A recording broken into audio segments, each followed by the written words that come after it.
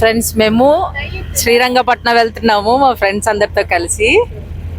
So ఈ vlog అంతా మీకు చాలా ఎక్సైటింగ్ గా ఉంటుంది. త్రిరంగ దర్శనం చేసుకుంటున్నాం అనమాట. ఫస్ట్ అయితే శ్రీరంగపట్నం వెళ్తున్నాం. మా అలాగే చాలా మంది లేడీస్ వెళ్తున్నారు చూడండి వెహికల్స్ లో.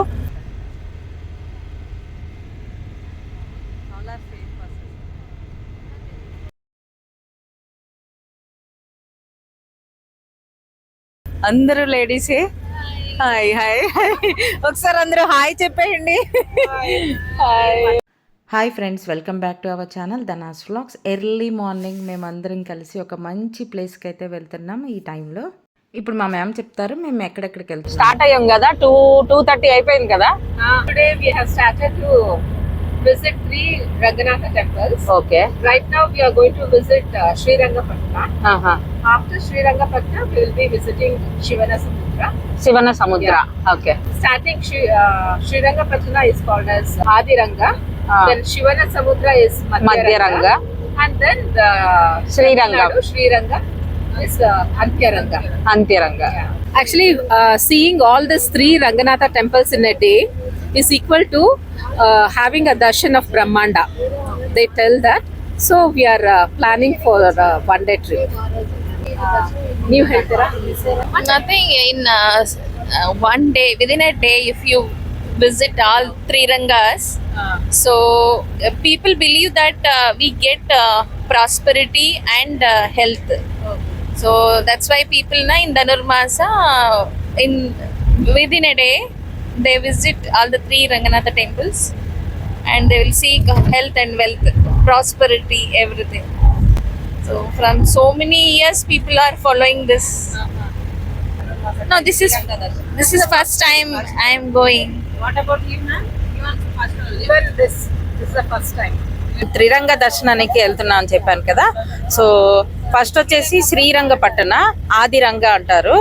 ఇందాక మేడం చెప్పారు కదా, ఆదిరంగాలో ఫస్ట్ స్వామి ముఖం చూడాలంట.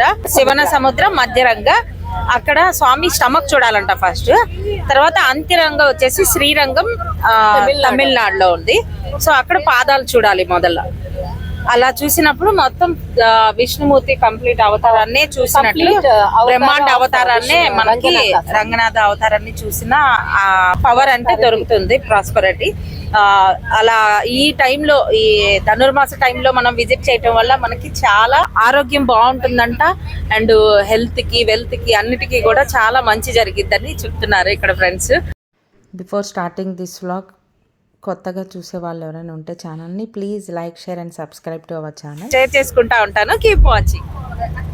ఇప్పుడు శ్రీరంగపట్నం వచ్చినాము, టెంపుల్ విజిట్ చేయడానికి వెళ్తున్నాం అనమాట. టైం వచ్చేసి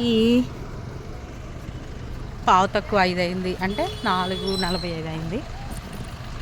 ఫస్ట్ స్వామి ఫేస్ చూడాలంట, ఇక్కడ వెళ్దాం రండి. ఒకసారి చూడండి టెంపుల్ని బయట నుంచి. ఇదిగోండి ఫ్రెండ్స్ మా బ్యాచ్ అందరూ. ఇదే శ్రీరంగపట్నం, మైసూర్ రోడ్లో ఉంటుంది. స్వామి ఉంటారు. వా, చూస్తుంటే 2 కళ్ళు చాలు మాట. ఆల్రెడీ మైసూర్ విజిట్ చేసినప్పుడు శ్రీరంగపట్నం దర్శనం అయితే చేసుకున్నాను. చాలా చలిగా ఉంది చూసారా, శారీస్ కట్టుకుండా అందరూ హుడీస్ వేసేసుకున్నారు. సో ఇదంతా నడవాలి, ఇట్లాగా వెహికల్స్ అక్కడే ఆగిపోతాయి. నడుచుకుంటూ వెళ్తున్నాం. లైన్ చాలా ఉంది.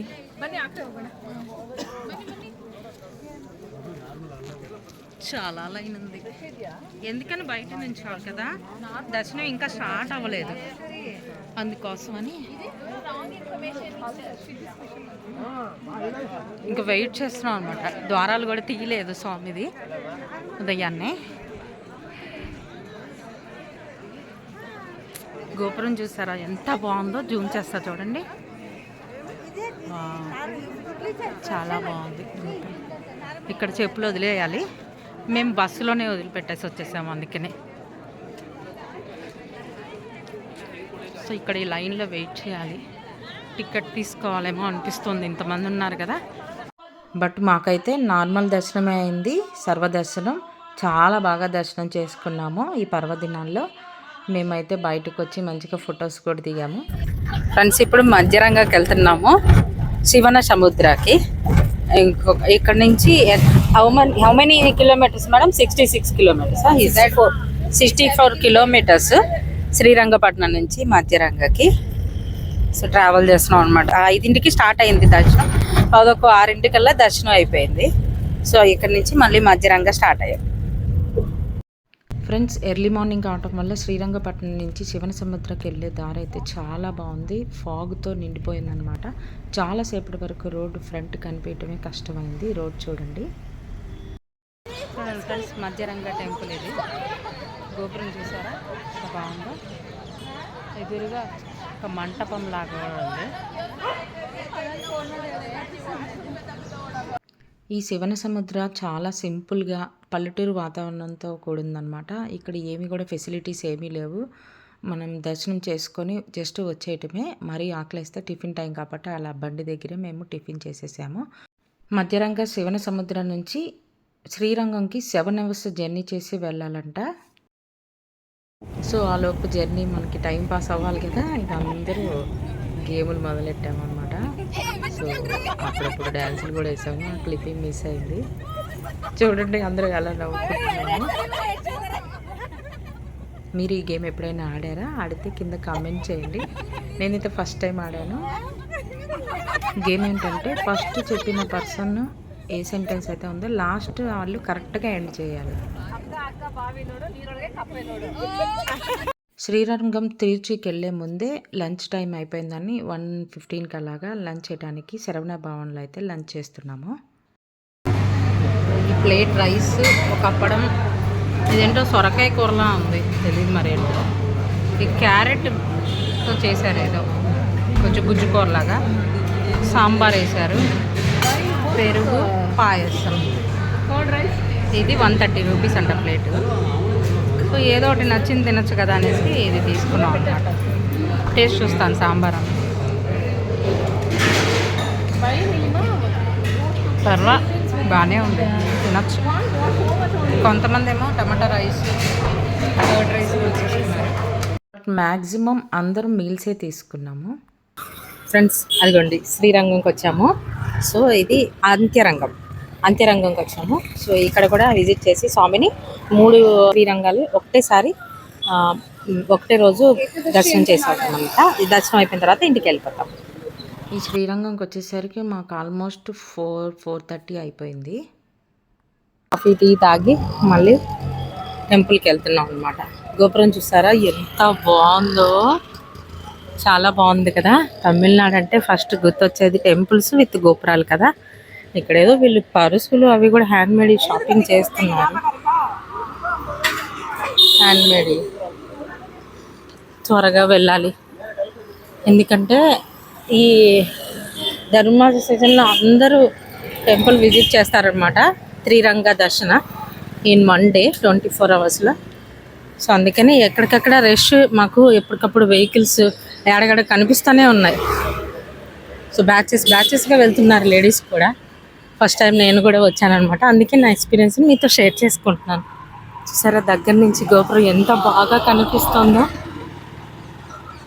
చాలా పురాతనమైన టెంపుల్ తెలుసా. ఎవరైనా విజిట్ చేస్తుంటే కింద కమెంట్స్లో కమెంట్ చేయండి, మీ ఎక్స్పీరియన్స్ని షేర్ చేసుకోండి ఛానల్కి.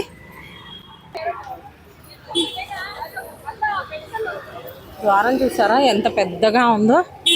అబ్బా, నామాలు అది ఎంతైనా మన ఇండియన్ కల్చర్. ఇది జస్ట్ ఎంట్రన్స్ అన్నమాట. శ్రీరంగం లోపల ఉన్న ద్వారం అక్కడ టెంపుల్ ఐ థింక్. ఫ్రెండ్స్, ఎప్పటి నుంచో తమిళనాడు టెంపుల్స్ చూడాలి అని చాలా కుతూహలంగా ఉండేదాన్ని. ఆ రంగనాథ స్వామి దయ వల్ల ఈ ధనుర్మాసంలో నాకు ఆ భాగ్యం దొరికింది. సో ఈ ద్వారం చూడటానికి 2 కళ్ళు సరిపోవట్లేదన్నమాట. సైడ్ అన్ని షాపులు ఉన్నాయి. ఎన్ని రకాల పూలు ఉన్నాయి చూడండి. ఇక్కడ అందరూ భవానీ మాల వేసుకున్నట్టున్నారు. సో ఈ మంటపం మధ్యలో, రోడ్డు మధ్యలో ఉంది. నడవాలి ఫ్రెండ్స్, బాగా నడవాలి. కాస్త ఓపిక తెచ్చుకొని వెళ్ళాలి ఈ టెంపుల్స్ చూడాలంటే. ఇది 2వ గోపుర ద్వారము.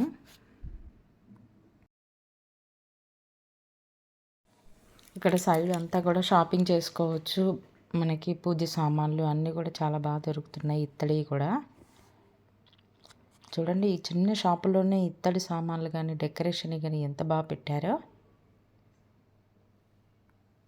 ఇక్కడ చౌరస్తాలాగా 4 దిక్కులు ఉన్నాయన్నమాట రోడ్డు.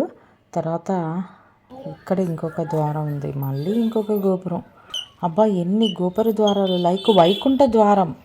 అందుకే అప్పుడు మా ఫ్రెండ్ చెప్పారు వైకుంఠ ద్వార దర్శనం లాగా మనం ఫీల్ అవుతామని. ఐ థింక్ 7 ద్వారాలు కదా వైకుంఠ దర్శనానికి. నేను చెప్పింది కరెక్టే అనుకుంటున్నాను.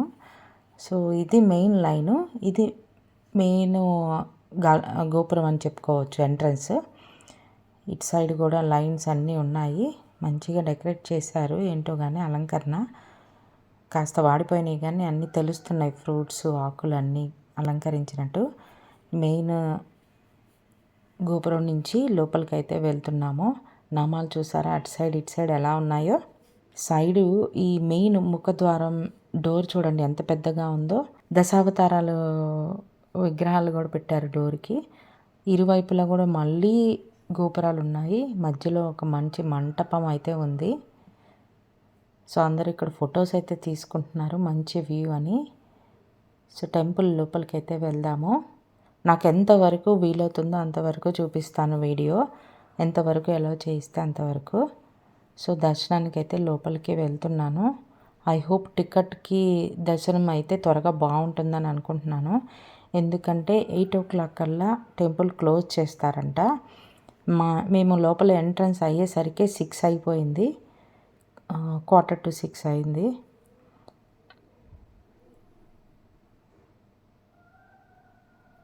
సో ఈ పిల్లర్స్ చూసారు కదా, వరంగల్లో మీరు చూసుంటే తెలుస్తుంది 1000 స్తంభాలు టెంపుల్ అని. అలాగే ఇక్కడ కూడా అంతే, స్వామి లోపల ఇలా ఉంటారనమాట. మీరు దర్శించుకోండి. నేను గర్భగుడిలో చూపించలేను కదా, మళ్ళీ లోపలికి వచ్చాక ఇంకొక గోపురం అయితే చూడొచ్చు మీరు. ఇలాగ 7 గోపురాలు దాటుకొని అయితే లోపలికి దర్శనానికి వెళ్ళాలి. హనుమంతుడు ఈ టెంపుల్ అనమాట ఎదురుగా. లోపలికి వెళ్తుంటే ఒకలాంటి మధురానుభూతి అనమాట. నోట్తో నాకు వర్ణించడమే అవ్వలేదు. సో సీనియర్ సిటిజన్స్ ఎవరైనా ఉంటే కూడా వాళ్ళకి ఈ వెహికల్ ద్వారా లోపలికి వెళ్ళచ్చు. ఇక్కడ ఒక టెంపుల్ ఉంది లోపల దర్శించుకోవడానికి. ఈ పిల్లర్స్ అన్నీ ఇక్కడ కూడా 1000 స్తంభాలు ఉంటాయని చెప్తున్నారనమాట ఇక్కడ. సో లోపలికి దర్శనానికి ఎలా చేయరు కాబట్టి కెమెరా చూపించట్లేదు. సో ఇక్కడ మెయిన్ టికెట్ ఇవ్వటం కానీ దర్శనం కానీ ఇక్కడ జరుగుతుందన్నమాట.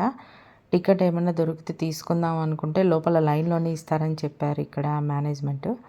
సో లైన్లోకి అయితే వేచున్నాము. ఆల్మోస్ట్ 6 o'clock అవడంతో స్వామికి నైవేద్యము ఈవినింగ్ సేవ ఏమైనా జరుగుతుందేమో. దర్శనం అయితే బంద్ చేశారు. ఈ లైన్లోనే మేము అట్లీస్ట్ ఒక 1/2 hour to 40 minutes అయితే లైన్లో ఇలాగే ఉండిపోయాము, కూర్చుని పోయాము కొంచెం సేపు అట్లాగే. తర్వాత లైన్ స్టార్ట్ అయింది, ఇంకా పరుగు సేమ్ తిరుమలలో ఉన్నట్లే ఫీలింగ్ అనమాట. లోపలికి వస్తూనే ఒకటే లైన్లు. ఒక ప్లేస్కి వచ్చాక ఎండ్లో కూర్చుని పోయాము ఇలాగా లైన్ అంతా. సో ఇదంతా మా బ్యాచ్. లోపల అలంకరణ చూసారా, ఈ ఫ్లవర్స్తో ఎంత బాగా చేశారో. 100 వరహాలను కూడా అలంకరించారు ఫ్రెండ్స్. సో దర్శనం చేసుకొని వచ్చిన తర్వాత ఇక్కడైతే ఒక ఫోటో దిగాము. ఇక్కడేదో ప్రాముఖ్యత ఉంటుందని చెప్పారు. మీకు ఎవరైనా తెలిస్తే చెప్పండి, కింద కామెంట్ చేయండి. సో బయటకు వచ్చిన తర్వాత స్వామి గోపురాలన్నీ కూడా లైట్లతో వెలిగిపోతున్నాయి. మా దర్శనం అయ్యేసరికి ఆల్మోస్ట్ 8 అయిపోయింది. సో ఇక్కడ ప్రసాదం ఇచ్చారనమాట, వేడి చక్కెర పొంగల్ ఇచ్చారు. టేస్ట్ చేసి చెప్తాను. వాసనకే కడుపు నిండిపోయినట్టు అనిపించింది. సో ప్రసాదం తీసుకొని మెల్లిగా బయటకైతే వచ్చేసాము. గోపురం చూసారా, నేను ఫస్ట్లో చూపించాను కదా వెడల్పుగా ఫ్రంట్ గోపురం ఇది. ఐ హోప్ మీకు ఈ వీడియో నచ్చిందని అనుకుంటున్నాను. వీడియో నచ్చితే please like, share and subscribe to our channel. Thanks for watching.